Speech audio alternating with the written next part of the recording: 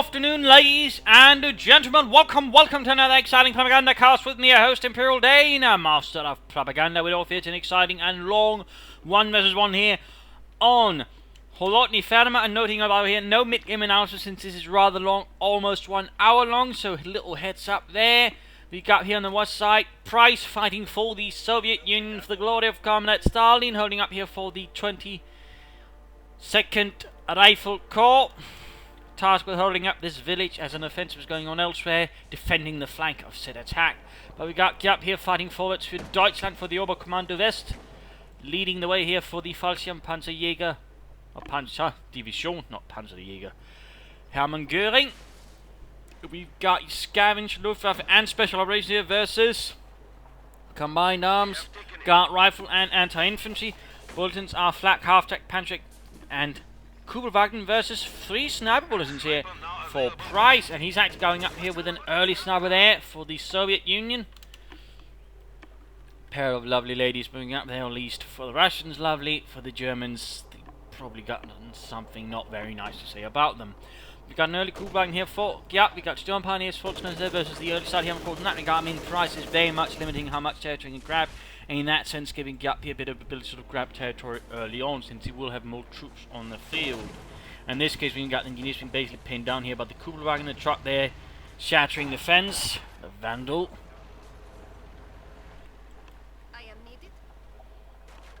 Snipers going up there, soon, capturing territory there for Price. Of course, question is, will Giap actually be expecting this, or what will be going through Giap's head already here in the early game, as his Kubelwagen is watching over the center. I have a gift for you, comrade. Point there secured. Folks going to do something southwards. Truck shattering more fences. Dieter, what do you have against fences? Ah, yes. I just don't like them. They're not made of steel.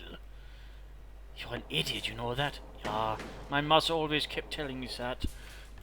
Kubelwagen there pulling back. Point there being grabbed again. So very little territory again compared to that. I mean, Giap's got huge tracts of land. Quick barbed wire here just to make it a bit harder for Price to move about, I imagine. Cart shattered by the mighty Kubelwagen. So far, no real sort of heavy engagement there between the two sides. Particularly, of course, Price hasn't really got much to sort of push forwards with, but at the same time, Giap doesn't so far seem interested in, actually pushing forward. But we got mechanized regiment headquarters going up here for Giap, so there might be some things there to expect. Maybe an early flak half-track, since that is what he's got bulletins for, to make them a bit tougher to deal with. Kubelwagen supporting a Storm Pioneer assault here through the woods, and there we go, quickly assaulting the conscripts, pushing away. Price here reacts promptly, realizing this region is pretty much lost. Any moment he basically lingers there is going to be a waste of manpower and time he could be using them elsewhere. So there goes swift retreat there. M3A1 there, so rather rapid move there for a scout car for Price, probably sort of partly deal with the Kubelwagen, but also, switch up the tempo to something that suits Price a bit more, makes it harder for Giap to react to that if he sort of plays his cards correctly. Sniper him moving about aggressively. Finally getting the fuel point. I mean, it's been rather late here how Price have actually gotten a fuel point, in the sense, considering it's the first fuel point. I'm imagining there'll be a flamethrower. No, the engineers are still remaining inside the building, afraid to go out. Yet, there are fascists out there. They have machine guns. And what do we have? Rifles. Rifles. And belief in the Soviet state, isn't that right, Dimitri? Yes, Commissar, belief in the Soviet state and victory. Yes, we'll get out there in a moment. Northern munitions point there being grabbed. We got more forces there moving in. Third squad on the way for Giap. No, say second Storm Pioneer squad. Maybe an additional Kubelwagen. Then again, that would be taking away fuel from, say, a flak half track. We got fuel here being traded away at an extra high rate. And we've got a doctrine chosen here. We got special operations. Nothing so far though for Price. No further signs of anything. Snipers are getting off a few fascists dead. Dead between the tractors, actually. Kubelwagen engaging the conscripts, quickly pinning them down there. Good job there, 2 kills. Conscripts not having the best of days there, as bullets are sitting above them and partly into them as well. Mostly Anton though, since he was the one who went too far ahead of the rest of the unit. A bit too eager there. The M3 on there trying to arrive here. Half track there on the way, but Kubelwagen should push back. They're not going to really cover it here. We could get a panzer check, but it's not going to arrive in time for Giap though. So he's going to, I guess he'll try to run around the building. Oh, hope he can sort of move fast, of course, using the bullets in it, which does give a bit higher movement and acceleration to it. Folks, they're getting off more shots. Hunt there around the building. A lot of attention basically being sort of divided towards him, while the sniper's basically getting 3 shots of the Volks Grenadiers up there. But there you go, Kubagen ends up pulling back, and there we go. 251-17 flak half-track arrives for Giap. And this particular variant, because there were still variants, was actually rather unique, I think, to the Hammer and Göring division. In fact, fun little detail there. I mean, there were others, but they weren't quite able to sort of, just drop the sides. The guns were a bit more fixed with a limited arc, I believe. But still, there were sort of flak half-tracks sort of mounted like that. And of course, also the flak drilling, which was also for 251-17, by the way, which used 3 aircraft machine guns, 15 or 2 centimeters sort of set up in a triple mode. Rather potent, by the way, rather potent. Rather, I think would have been more fitting than the 251-17, actually. Comes them moving ahead. Getting shredded. Horribly so, in fact. Several easy kills there for the Flieger up there, Schützenpanzerwagen. Unfortunately, they're heading ahead. We've got radio silence being utilised. Rather rare you actually see that one being used, but right here we see Giap making use of it. Basically showing that Price can't so easily spot him on the field. I believe it also means, he won't get any sort of radio note, for example, he's sort of losing points or anything to his opponent. So it is certainly a bit interesting. Might make it a bit hard here for Price to grasp things. So I've certainly seen players actually be frustrated that opponents making use of radio silence, but it's not something you'd actually think. Apparently it works. It's just so rarely used because, again, it doesn't have any direct effects. Except, annoying your opponent, which apparently most people doesn't think is actually important. But if you can annoy your opponent, you can also, frustrate him, draw away his attention towards that, which could give you chances elsewhere. Man's being set up there, flag half sort of trying to cover. M31 rolling ahead there. Sturmpioneer suffering losses there, almost wiped out there. Schumann need to be cancelled there, by the way. Volkswagen's being pushed back there as well. Flak half needs to get back. M31 moving in. Veteran one there by. Oh, he's using overdrive. He really wants to get those two pioneers. Not a bad idea though for Price overall. And there we go. Wipe. Use of course overdrive to continue to escape here. The flak half track, which sadly can't quite keep up with it. In that regard, the flak half track is not sort of a hunting weapon, at least not until it's veteran 2, in which case it does set up faster. Until then, though, it's basically a weapon you sort of try to set up, for more proper engagements. It's not really good for sort of swift engagement at that level, no matter how much, Giap tries. Also getting surrounded, pushed away, but he really is trying. He really wants to get that M31. He wants vengeance. Blood. Still, meanwhile, there's knowing, of course, Giap really has a large part on the map here. Fought against Price, though Price certainly getting back here in the fight now. In the later game, we got additional engineers here. Konski's got a field gun out, so he's probably going for support and company and the special rifle command there. Going for the cut-off, going for the fuel, flag half-track covering. As always, and again, sort of trying to just get hit. Could have tried to attack ground, sort of shoot through the terrain here. By the way, he is denying actually Price a bit of fuel there, certainly working towards gaining slight fuel dominance there, or however hard that is the other Commando vest. And he's still trading for fuel, that is good. He could, of course, go for a second flag half-track, that might be a bit bold here. Replacement Sturm Pioneers on the way. Battle Group headquarters up here as well. There we go. Engineers taking loss, but there you go. Field gun opening up there, and the flag half-track forcing it away. Push towards the north there. No real harassment from Price towards the south. I mean, that is very much an option there for him to consider. And there's been no docks in there. Flak half track basically is up close. This can react there to the flak half track up close. We're connecting in some cases actually close enough for the flak half track not to react. Grenades off there. Heavy damage. Their main gun destroying there. Go constantly up there with the anti-tank grenade. In this case, though, Giap pushes flak half track too far ahead and got punished for it. The M31 by the way still functions. But there we go. There might be vengeance. There might be vengeance. No. Main gun destroyed. But it's still driving. It's still driving, and it's veteran to 2. Price, that cheeky bastard. Whereas Giap's flak half track is basically a burning wreckage by the road. Rocking up pressure, trying to get the field gun. Then again, we're seeing radio silence being utilized by Giap. Second time this match already, and not even 10 minutes have passed. Price of Bauer has finally gone for talking. He's gone for guard rifle, opening up here for hit the dirt, guards riflemen, submachine guns, howitzers, and Sturmovik attacks.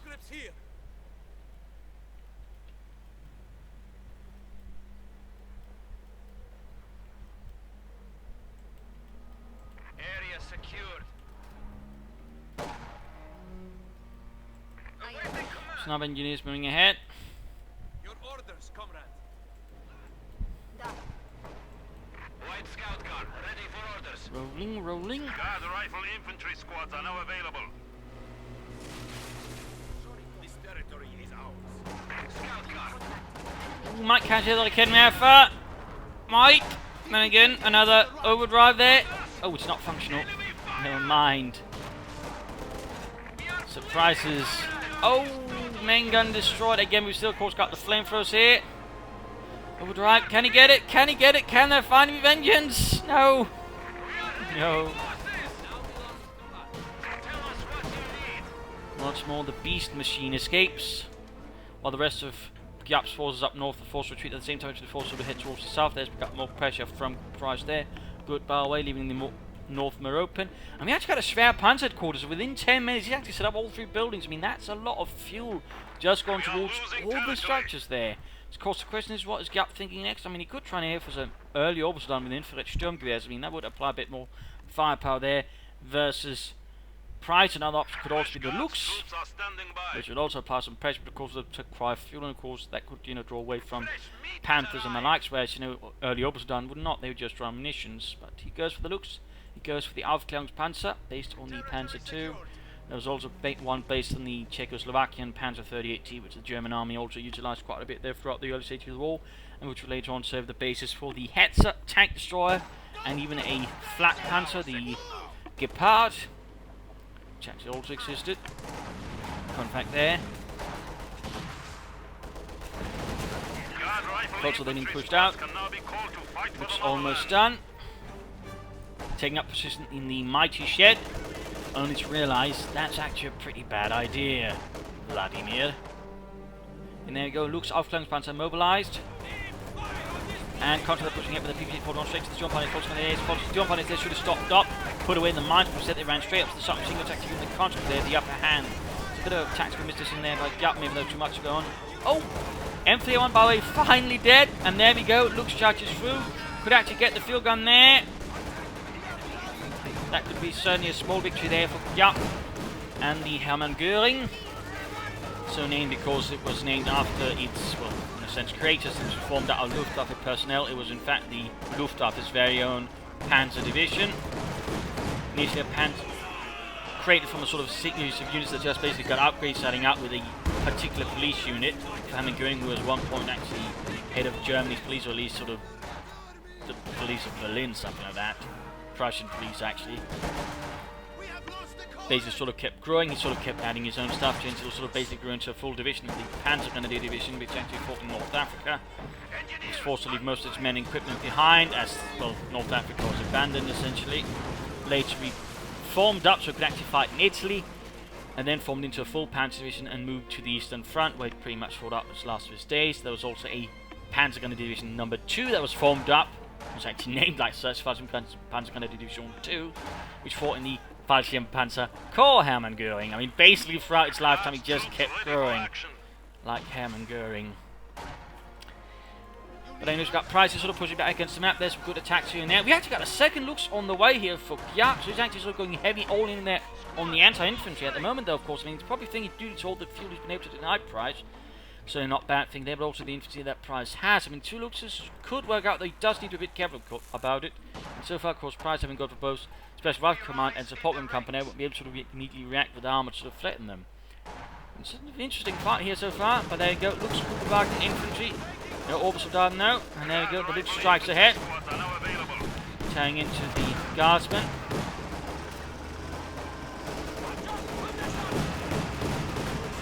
Large infantry hit. There we got the sniper still, by the way, alive. Veteran 2, by the way, 18 kills. Good job there for Price. And the second Lux is here as well. So that's 2 light tanks there for the German army. Grenade there. Resources are now available to you, Commander.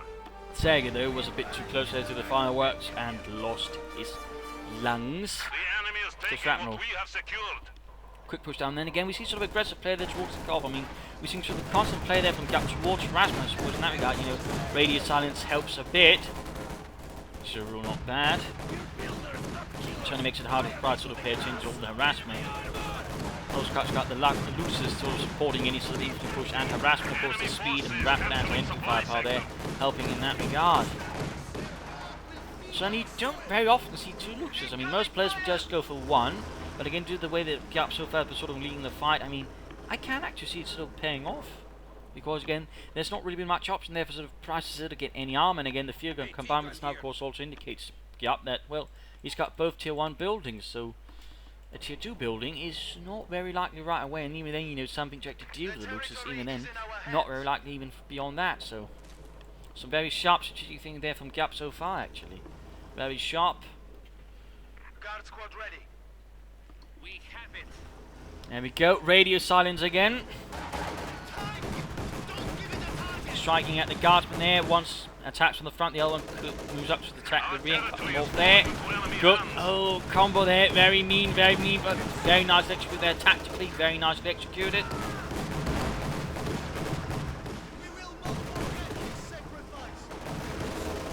Almost got the looks there. Damn it, Engima looks like they might still be able to get it. Almost got the guardsman though. Had not been for that damnable field gun, they pull it off. Still, 12 kills there, none there. Veteran D2 needs to get away, get it repaired. And also probably causes Price to be a bit more careful about any kind of harassment, because now he very much is aware of he's going to get hit very hard there by a pair of light tanks that could easily cause a mess there. So of course the interesting part is, of course, well, how will Price react? We do see a mechanized armor company going up, so he's aiming for assault guns and tank destroyers in this case. He does have the infantry, of course, to make it work.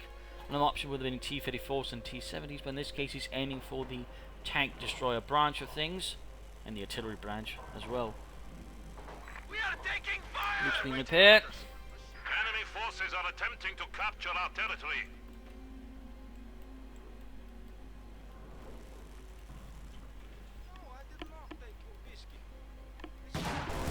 Guardsmen holding up the building there, constantly moving up under their supporting fire. I don't think he's actually gone for DPs though.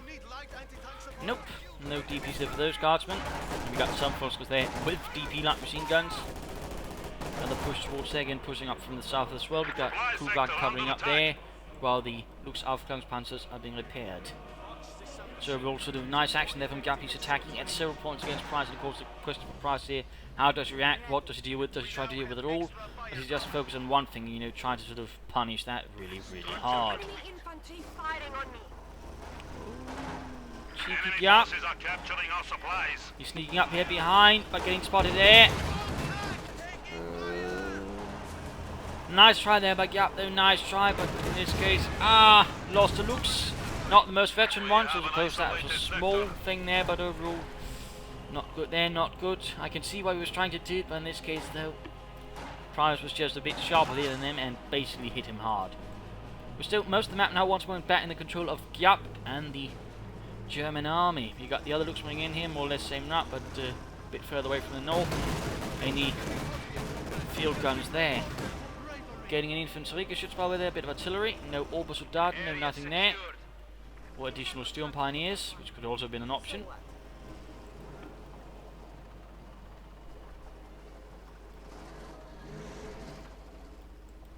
Price's grip on the map here is certainly tightening, becoming sharper. Usually 5 tanks still here on the way to sort of deal with the Lux, but probably also deal with any sort of armor that might arrive. Of course, again, Price is probably aware, of course, of the massive field advantage here that Giap has built up. And of course is probably expecting a Panther or something like that eventually. So Initiative 5 is going to be sort of a good long-term investment towards dealing with that. And you can always then quickly follow up afterwards by saving the SU-76 for a bit of light artillery or a Katyusha for more proper artillery. Of course, even then, he has got rifles who could just go for the howitzer, which actually be, in some regards, a bit more accurate and a lot more potent and punchy.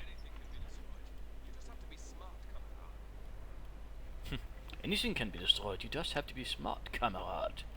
Now, if you'll excuse me, I will be right behind you guys. Yeah.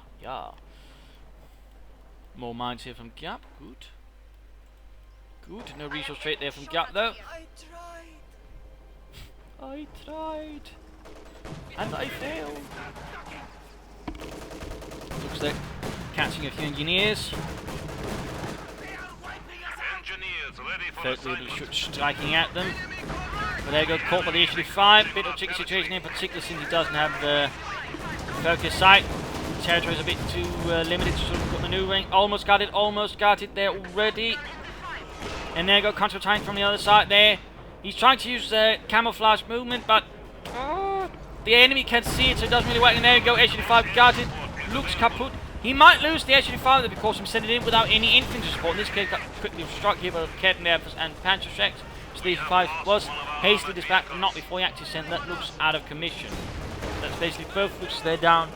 For Giap, though, of course, one HV5 had to bite the dust in the process, so it's going to have to see how good a trait that was in the end. But we got the light infantry shoots up there.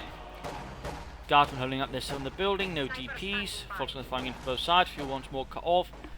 It would probably be a good idea for Project to consider some fuel caches, but to sort of make it a bit harder for the fuel point itself to be harassed. But he's setting up a fuel cache down here instead.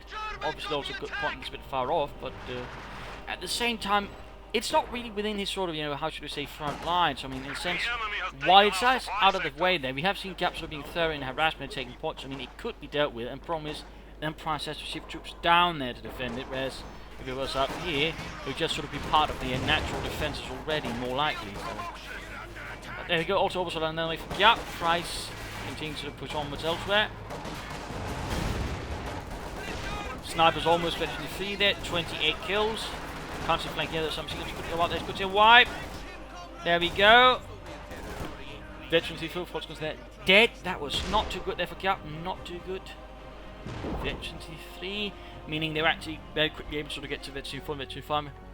Had Giap been able to get them back in one piece. More mines. More hiccups. Good hit from the light infantry gun there.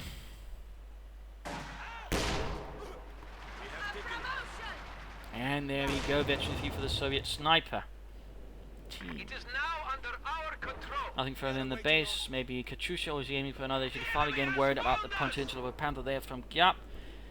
And of course, he could actually get one right about now, or he might be feeling a bit, more foresighted and actually try to aim for a Command Panther first. Bit more expensive, but of course, then they could sort of get out any other armor, of course, it would actually prove to be a pretty good investment. Country in a bit of trouble. Lots of Germans, and they're not happy to see the Russians. But France has managed to push back Giap once more, build up some territory, whatnot. Fuel mines would also be a good choice there for Price, actually plenty there sort of well floating about. And Katyusha is on the way, he's going for the artillery now, so trying to embark Giap's troops, and we got the Oberstern, we got more. Radio silence, he could try and go there for the infrared Sturm, give it a package. Not. Guardsmen down there in a lot of trouble. Price might want to consider some support weapons, Maxim here and there in some of the buildings to sort of create a bit of a field of fire where it's going to be harder for Giap to round his troops in, but also maybe some mortars for some more continuous artillery fire. I mean, there's something to sort of support the infantry, I think would be a good choice here. And a fuel cast there really would be a good choice. Good one, quick song with the engineers. From harassment down south, good. Field gun covering the centre. We got more infantry stream towards the north that should deal with Giap's troops there. Oberstern responding. The Command Panther is available. Befehls Panther, and there we go. Called up. A veteran crew. There's an experienced commander. Could upgrade that with a machine gun as well. And there we go. Oberstern falling back into spaces in full retreat there from the north by Giap. Except for the Panther, who's actually going towards it. Of course, need to be careful not to expose his rear too much. I mean, otherwise that could mean a lot of damage to the Panther. And there goes second issue 5 here. Price knows what this game is about. He knows what to expect, and he knows, of course, what to bring up to try and deal with it. So there you go, another issue 85, medium tank destroyer.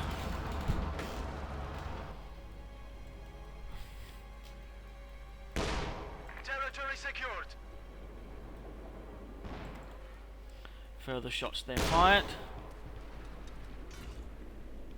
from the light infantry gun. This one basically, as you can see, by then 18 there basically indicates from the end of World War I. Actually, they by the later stage of World War II actually came up with some sort of more modern concept. Basically, they sort of still work like the same. They're just based, for example, on anti-tank guns, and to a certain extent actually act like ones. For example, there's one called the Pack 50, which was actually an infantry gun with just a shorter Pack 40 barrel. That should also that way act as an anti-tank gun at shorter ranges. Fun fact. We have it. Well, sort of more reliably anyways than the infantry gun there. We are losing supplies to the enemy. You need something built. North victory points into victory points. Victory points are recently closer between the two, though there's a small lead there for Giap, and again with the radio silence. He's gone. The sector is at risk. Guardsmen are taking losses.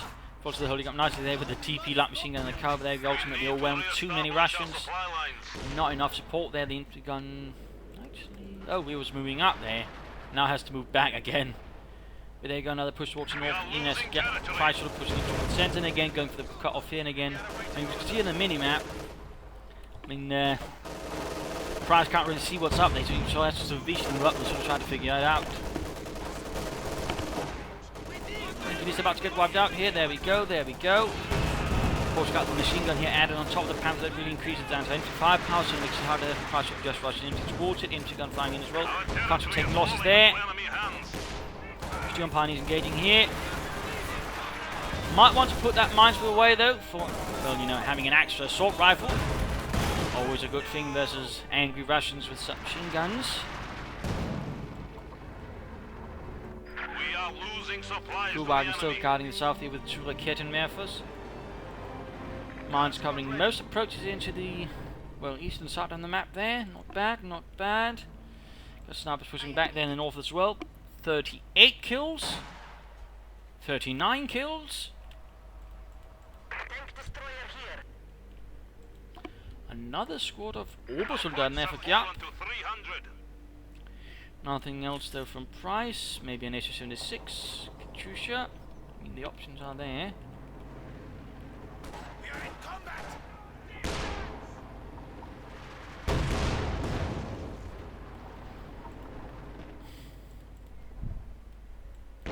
We have more conscripts at our disposal. Decent hit there, and there you go, Katyusha on the way. Guardsmen hanging about there. Some in very closely inspecting that truck. Look at that, Dimitri. It has wheels. Some wheels, anyways. That's more than what my gut back in Moscow. More mines there, but right in front here of Giap. Put backfire bit on him quickly. There you go, Grin. Interesting enough, note he's not using the grenade assault, which he has access to, which is cheaper. Pops more grenades. He actually went for the more expensive regular grenade there. I think that's a bit wasteful there. I mean, if you have infiltration tactics, utilize them. It's better overall.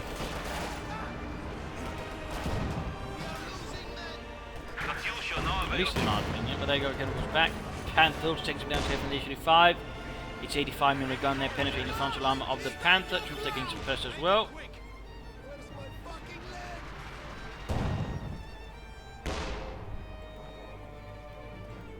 We are awaiting orders. The sector is at risk. Yes, comrade.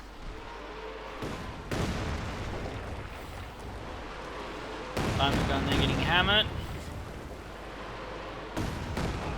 And cleared out there by one vicious Katyusha barrage there, and nicely cleared up by Price. Go quick push forward. He might actually try to steal the infantry gun there, in which case rather cheeky play there by Price, but certainly works some. He's got plenty of music, and there's not really anything being utilized. There are no mines or anything, or say a Sturm big attack. This could also be called in at some point. You're trying to strike down here at Giap's force, but again, more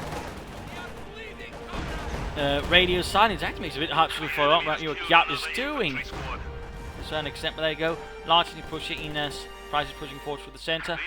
Knocking out the infantry gun here, basically using his SU-85 for that. Troops up by the Kuhwagen again down south. Going for munitions and fuel. Still no upgrades there for the Oberson. He's actually close to being able to get some infantry Sturmgewehrs there. 41 kills from the snipers. They've definitely done well there for Price. He's really got a lot of munitions. Howards I think could also be a good option. sector. You know, overall Price has got several options sort of, you know, bombarding Giap if he wants to. There's one there, other one's closing in on it. 4 kills, 5 kills. Submachines are making short work of him up close there. Even the mighty Orbital Darden with all the experience can't match that. Panther moving ahead again there, going straight up close to the 5 field gun, that's up close as well. Too bad though, he's scout focus side only showing his H2-5, can't move as fast, they're giving the Panther a good chance of outmaneuvering and dealing with it. Grenade on the field gun as well, still no grenade assault, and there we go. H2-5 knocked out here. Focus side in this case still biting Price in the arse, a bit unfortunately. Of course, they're moving hit, taking hits to the sides, they're getting burnt, getting scorched. Field gun got cleared out as well. Had he had a mine, of course, it wouldn't have happened. But again, for some reason, Price isn't laying down any mines at all, which really would be a good choice to versus the Panther. I mean, if he can sort of just deny its mobility, he can actually, you know, make things a lot bloody easier for himself.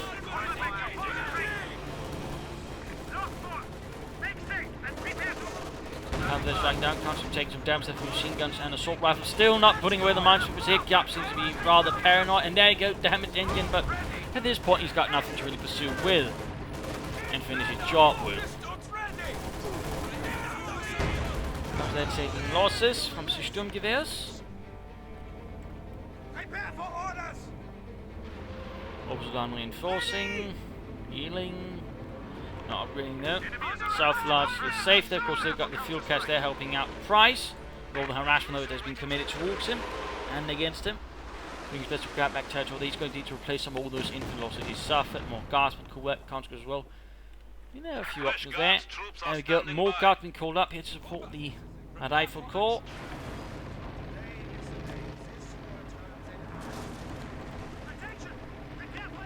Plenty of munitions for Giap, but no upgrades. He didn't go for 2 light machine guns if he wanted, but I think, you know, at least one Sturmgewehr package would be helpful as well. He's actually opened the Raketenwerfer again. Here we see, you know, a bit the tricky part about having the fuel cache there. I mean, again, there's nothing to really screen it or protective with, and he's actually going for a Stuka zu Fuß. Bit worried about some of all the support weapons here that Price doesn't have and wants to deal with them. I suppose that's an option. Guarding there, DP light machine gun doubling up the advancing German infantry. But ultimately, there's just too many Germans. And oh, he's finally getting an infantry Sturmgewehr package there. Double check batteries on Panther, ready to move. Stuka zu Fuß on the way as well. All rather quiet. Price, though, is clearly not giving up. Half-track is now available for operations. And there we go, Stuka zu Fuß. Moving ahead, Russian troops heading southwards. And German troops are heading northwards, largely. Ready again to harass, and again no fuel cache here guarding Price's positions there. Finally laying down some mines, but in this case he's actually sort of protect versus direct rush towards his space, it seems like. Which of course could be vital, but so far Giap has actually not made any sort of, you know, overt intention towards that, so he might actually be wasted munitions there for Price, you know, rather than guarding the rest of the map. Also seems like he's actually upgrading a lot of his guardsmen now with light machine guns, which is also good. I mean, that would also help a lot earlier, I think, where's all of Giap's troops here. There we go, guardsmen, lots of, they got lots of Orbison moving in there. Assault rifles of the infinite kind there. Little infrared projector there, very much on top. Guardsmen, they're getting cut down. That system, by the way, would be quickly dropped, and it basically meant anyone who didn't use an infrared projector could just, you know, spot ahead for any enemy using them and just kill them that way. So rather, everyone sort of just went to more passive infrared equipment. But little fun detail there, for those curious. Panther fighting enemies in the south there. Rocket struck towards the north there, all starting to force out of the building. As rockets threaten to collapse the entire bloody roof on it. Units are now visible to the enemy. Also on there, suffering over the 3 guardsmen with their mighty infrared Sturmgewehrs, the Vampire. Sight on. And there you go, forced away. Also then a rather tricky position. He's actually making progress in the south as well here versus Giap. In with the Panther there moving about. The largest more aggressive push here is also working out. The Katyusha's definitely, I think, paying off a bit here for Price. Is actually, you know, forcing Giap to be a bit more careful. The infantry spraying out a bit more at times, and then you can sort of launch up a quick follow-up attack. The DP light machine guns still are also helping, in particular in the veteran 3 guardsmen, which are definitely a lot more lethal with them.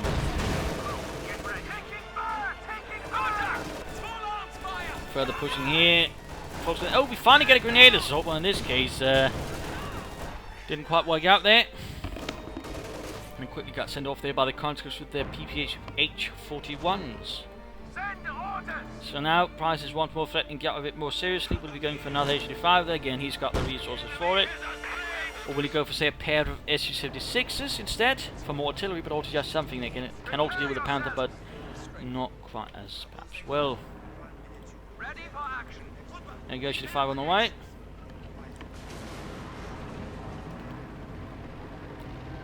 Prepare for combat.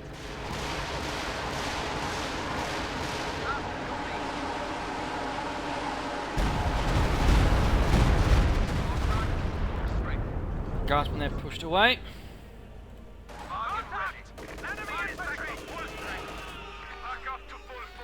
Quick rush here by the conscript trying to get that Kugelwagen. And there we go. Yuri throws his best. There we go. Damage engine rushes through and gets the blighters.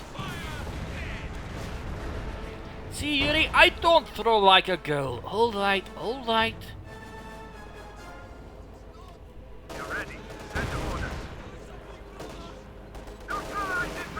Hauptmann Dieter, though, doing what he can in his command tank, wishing he had actual tank support. We got a looks on the way, another one.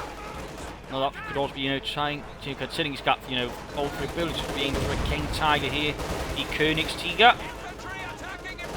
Further pushing down south there. Giap, though, has seemed to get a bit of nasty out here climbing up his troops. He needs to be seriously careful about that with a Katyusha around. He is rather tempting fate there, rather tempting fate. I mean, one good Katyusha barrage could spell GG right there for Giap. Seems a bit of a small case of hubris there, but looks almost done. Almost done. And there we go. Third, Luke's Aufklärungspanzer. Certainly seems fond of using them. And the Orbison doesn't actually. There we go, once more the guards will be a bit too much there. Extra moving ahead here. Shoots against the command Panther, misses though, misses. Kenmeth joins up, but there you go, got a good hit there, Panther, got a good hit. Grenade.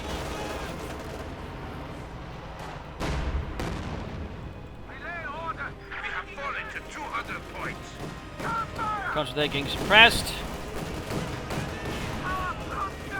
And there we go, joining in with the infrared Sturmgewehr Obersoldaten. The comes there could be a bit of trouble. Or not.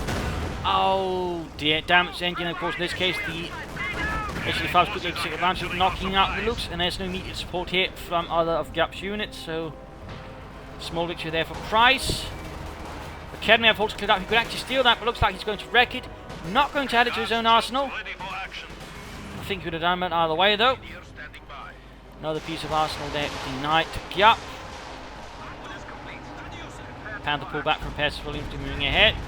And certainly Giap is a bit low on troops there, a bit low on equipment. But he's not going to give up, I imagine. He's come too far here. Price has managed to build up a victory point lead now versus Giap as well. Keeping pushing on here and there, but still, part of me would like to see a maximum, but of course by now with the Stukas of Hustad, they're not going to be a good idea, in particular not in the buildings, and they're pretty much all wrecked anyway, so bit too late for that. Again with the radio silence. I really have to sort of admire now how he just keeps on using it as soon as he can, more or less. I really haven't seen anyone use it really in ages. So it's actually quite interesting to watch there. And of course it's not something you actually sort of really term is it an effect or not. It's more of a, you know, psychological effect, I think, to some extent, you know, and that's not exactly easy to gauge unless the opponent just basically keeps ranting in the chat, you know. In which case, of course, you know it's having an effect, but you'd rather wish it didn't have that effect. There you go, Panther trying to cross hit the guardsmen. Up close, machine gun firing in 20 kills, by the way. Good job, the machine guns, which are basically a tank primarily sort of method for dealing with infantry, by the way. H5 not going for the hunt there. Partly of course due to the focus site, which rather would, if it got too close, they give the Panther easy advantage. In particular, since also is actually there to combat blitz. Taking contact! Enemy radio silence has been lifted. Units are now Veteran defeating engineers, by the way. Obviously, in a bit of trouble. Close to victory for the Stormpanzers again, going for the fuel point. I mean, really seeing some aggressive play there. And again, there's never really been anything from Price yesterday to try and defend them. No mines, nothing, not even positioning his force. At least they're sort of reasonably close to deal with them. I mean, he's been rather focused around the center, more than the fuel points. Two orbitals on there dropping. Dieter, Jürgen.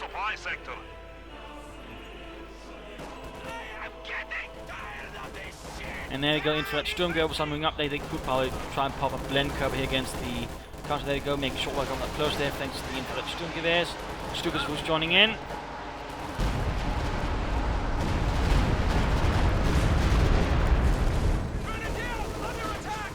Running gets down here, Garten again. 23 kills. They're actually doing pretty well there. Garten here, by the way, poor positioning, negative cover. Cover is also exposed here to the Corpus line end cover. Kachu's barrels going down. He's going to try and get the Orbis on. There we go! Oh, bloody lucky they hit the sandbags and not the Orbis on head on. Otherwise, that would have been a huge loss there for Giap. And the Hermann Göring Fallschirmpanzer Division. We are ready to go, comrades.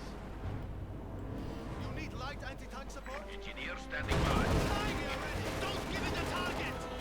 Don't make an easy target! Guards reporting, capture complete. Crew ready! Minor shootout here.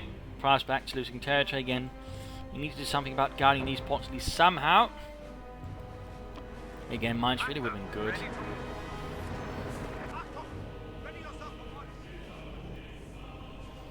Obviously, had a bit low on health there. Couldn't quickly keep them there by the battle group headquarters, get them healed up swiftly or not. They're ready. Send orders.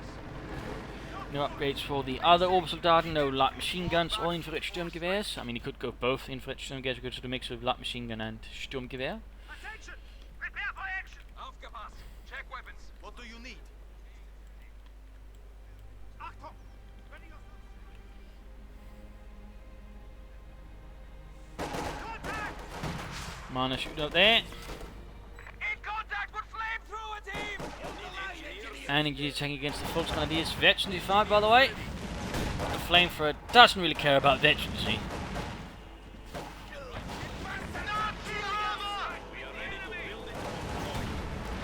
In this case, the German team did a bit of good luck there with the Panzerschreck, and there go Conscript coming up. Could rush it there. Run, there we go. A scream can be heard. And then the Germans find themselves swamped here by the Russians. There we go, beating a very brave retreat there. Southwards, Panther there, supported by Orbital Darden. Goes back the Guardsmen there. Could you up there? Could you up there? Would actually be devastating there to Prices. They're rather, veteran fleet. We actually got more Guardsmen around there. Got Kachu strike there, almost on a clump of German infantry. Yeah, really needs to stop doing that. It's a really nasty habit there. And Boris escapes there, the Command Panther, which is still held on there. Giap seems to be sending up for King Tiger here. A lot of resources towards that. A lot of resources. He should be close there. He should be close. Lots of damage there to the conscripts. Because it was there. I mean, only got 4 kills though. Price could try and aim for another HV5 here. Another option would be trying taking up some T-34-76s or something like, a bit more of a mobile armoured element to provide some more pursuits. But otherwise, just a second HV5 I think would be a great help here versus the Command Panther. He's got the fuel for it. He just needs some manpower, which can sort of really do a lot of damage. There you go, almost down to half health here already. From that encounter here with the HV5, which is now Veteran G1. And closing in on Veteran G2.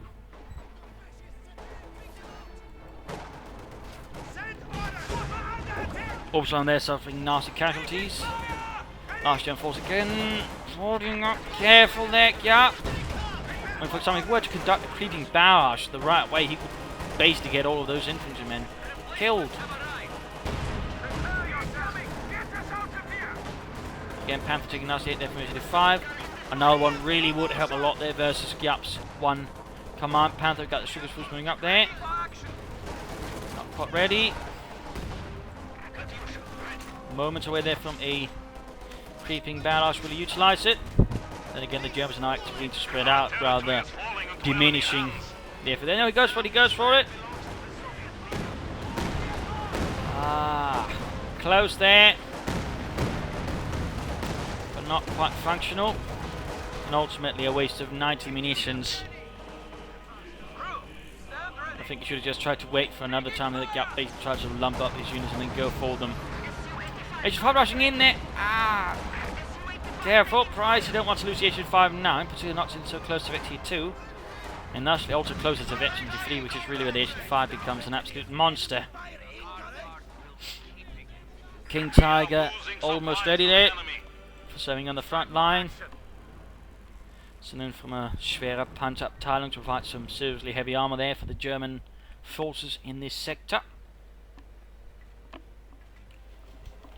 Price is also, by the way, keeping a good control on the victory points. He's definitely building a bigger and bigger lead there against Giap. And Giap's going to have to actually do something about that himself now.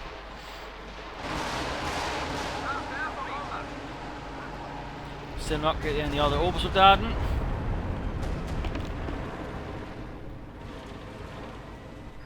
And there we go, Königstiger. Unit got wiped out though. I think the forces there got annihilated. Not good there, not good for Giap. Price still flooding fuel there, still not say going for a second S-25 or some S-76s. Come on, tank there charging against the conscripts. Trying to crush, in fact crushing several there, others gunning them down there with the machine guns. King Tiger rolling ahead there, no machine gun being upgraded there. H5 here needs to be careful. And the Command Panther definitely should work together here with the King Tiger, so we can actually get more use there with the increased movement speed and sight.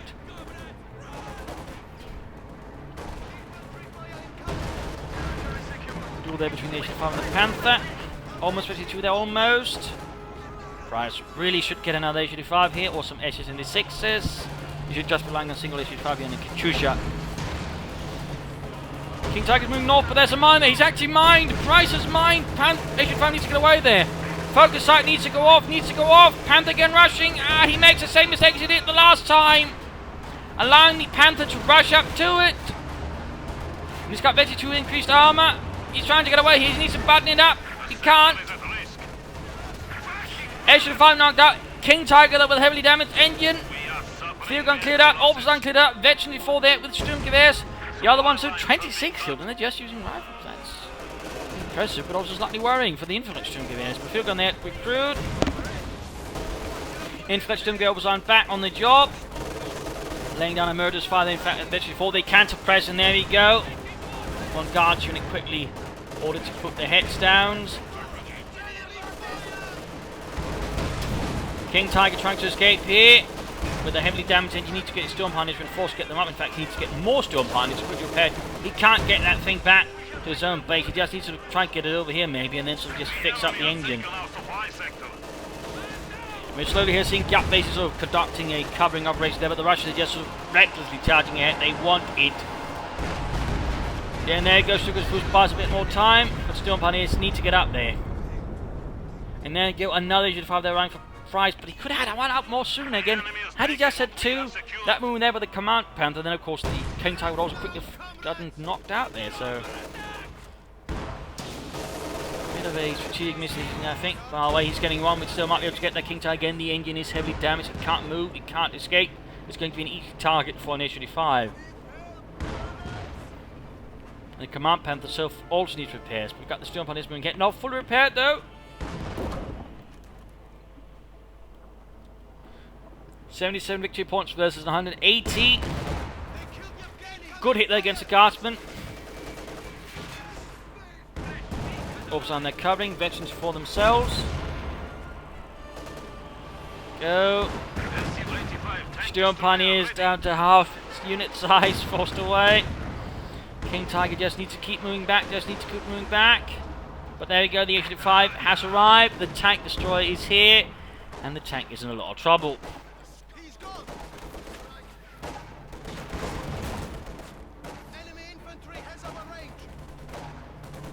Infantry Global, so they're moving in there.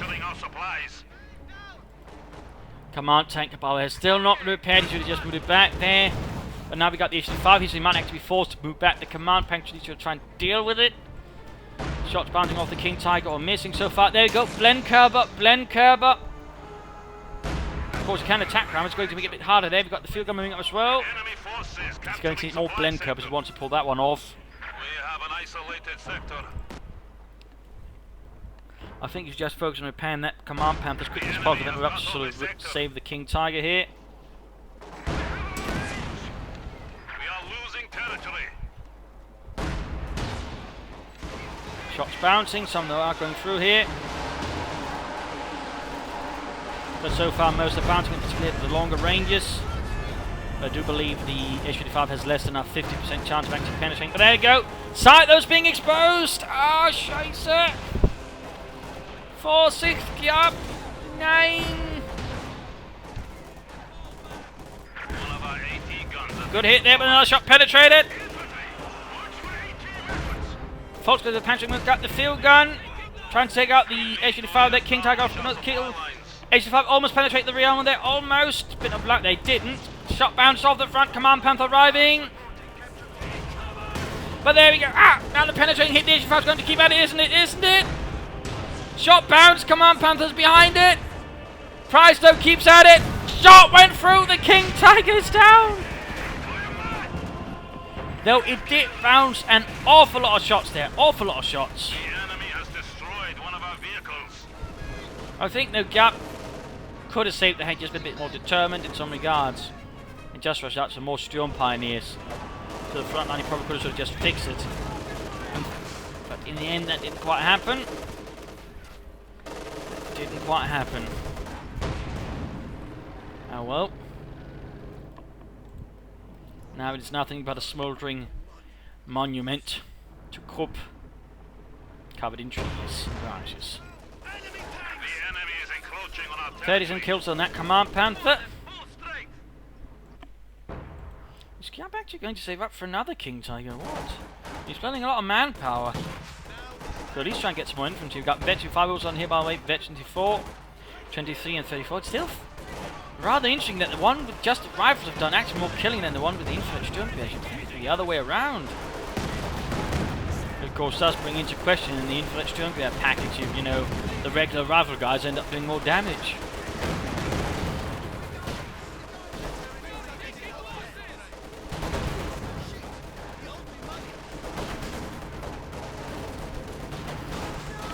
Guardsmen there just really charging forward. I mean, so many guardsmen have presented into this fight by Price. We must hold the enemy. We are down Getting to our suppressed here last by the Orbital and position. infrared Sturmgewehr, at least they soon will be. Even with all the light cover, all the craters they can hide in. That's not going to last here. And there goes Dukes to first wave of nice ahead. He's using the machine gun.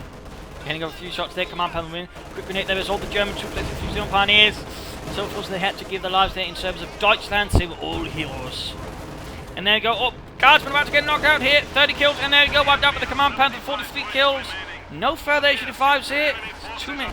And that guy, you know, there's been another problem here for Price. He actually gone for too many Guardsmen. It's actually caused a huge manpower bleed for Price. Huge manpower bleed. At the very least, they should use some of the consequences sort of merge with sort of save on manpower. But actually, otherwise, it's actually caused a huge manpower bleed, which makes it hard for him to bring out any vehicles. Actually, further pushing things to advantage. So we've got 75 here. 71 versus 25 victory points. And Price is still at it. Does he still seem to be, you know, pulling out victory here, maybe? But straight into the Vet 75. Oversold down with Sturmgewehrs. Not the wisest of choices there. We got a third squad on the way there. Third squad on the way.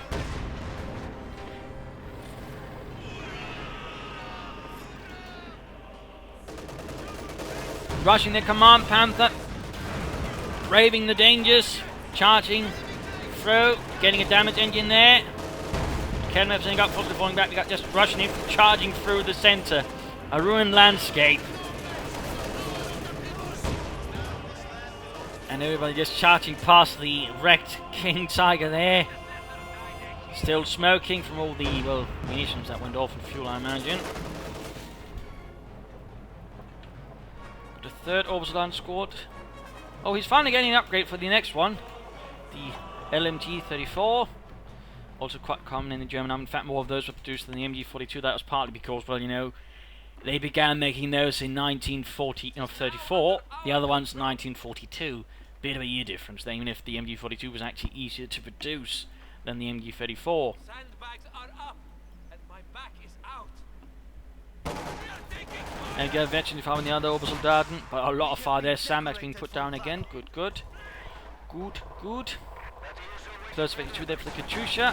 Storm Punish force away from the north. Quickly draining out here. Poor Giap.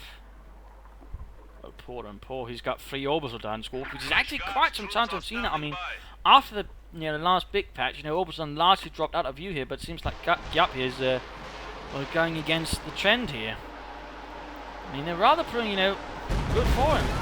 They'd rather be, worth the investment. Even the ones, he didn't upgrade at all until, later in the game. There's actually done quite a bit there for him.